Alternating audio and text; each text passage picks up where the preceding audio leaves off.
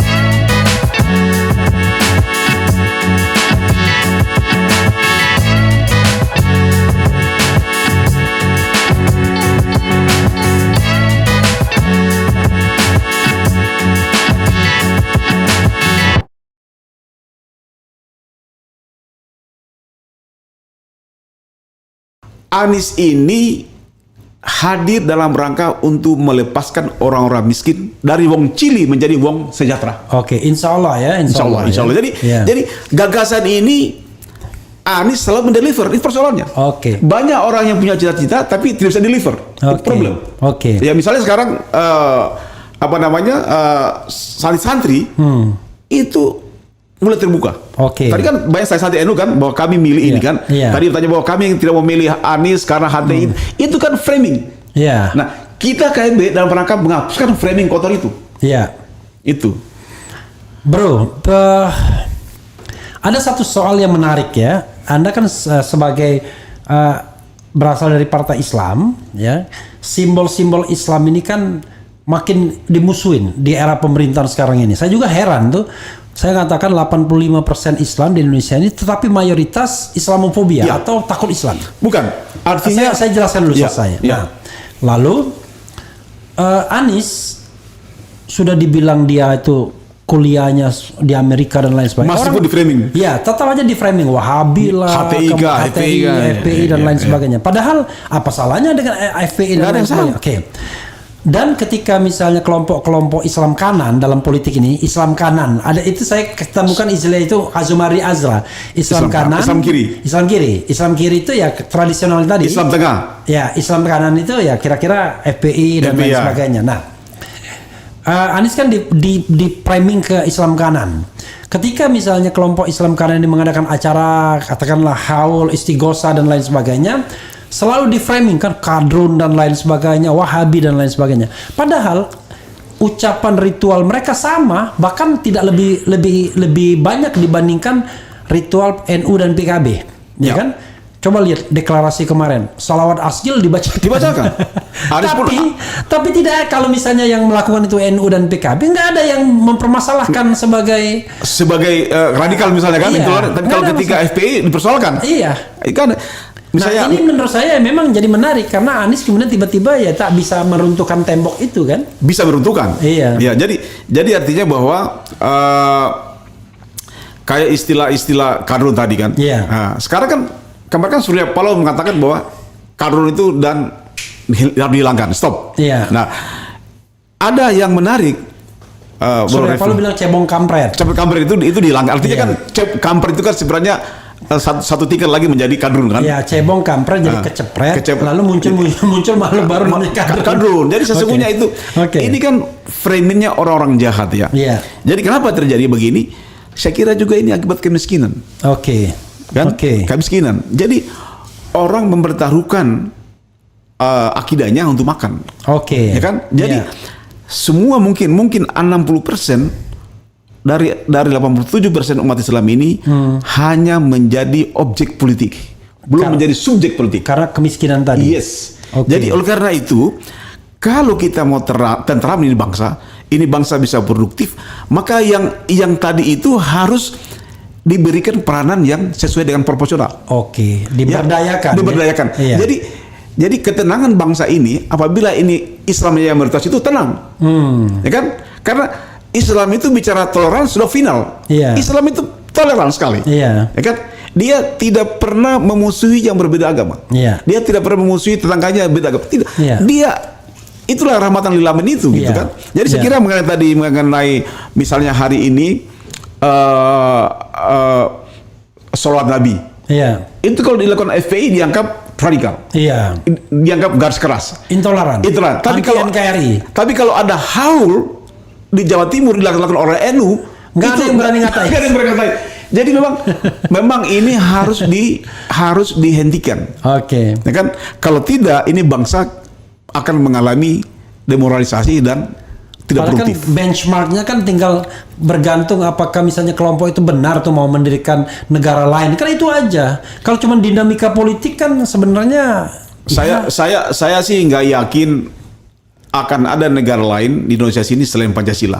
Selama masih ada TNI kuat. Iya, dan juga kalau kita lihat ya, mendengar pembicaraan Habib Rizik dan lain sebagainya, itu ahlinya Pancasila itu. Dan dokter tesisnya Pancasila. Ya kan?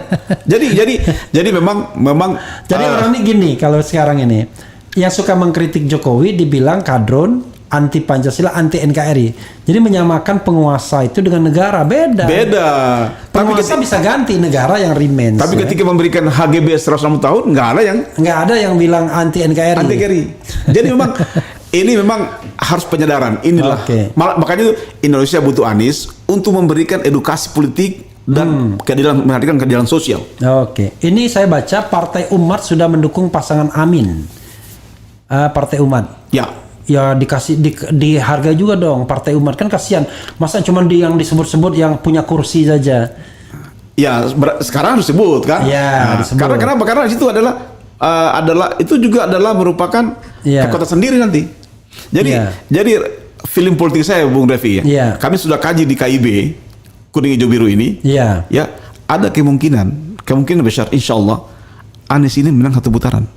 Insya Allah Tapi ini bilang, Bang Refli Harun, jika Demokrat minta rujuk ke KPP, apakah harga diri mereka tidak hancur dan menelan muntahnya sendiri? Bukan ludahnya sendiri. Atas koar-koar Anies pengkhianat, pembohong, musang berbulu domba. Itu juga masalah, Bro Refli, sampai hari ini Demokrat belum keluar dari koalisi secara resmi.